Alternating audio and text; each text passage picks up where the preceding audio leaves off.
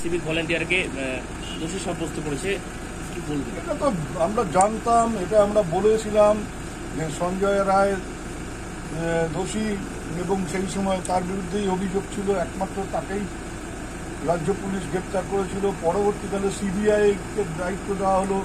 যারা বিশ্বাস করছিলেন না রাজ্য সরকারের পুলিশকে, তারা সিবিআই তদন্তের দাবি করলেন এবং সিবিআই তদন্ত করেও ওই একই সঞ্জয় রায়কেই চার্জশিট দিল এবং বললো যে একা সঞ্জয় রায়ের পক্ষে এটা করা সম্ভব।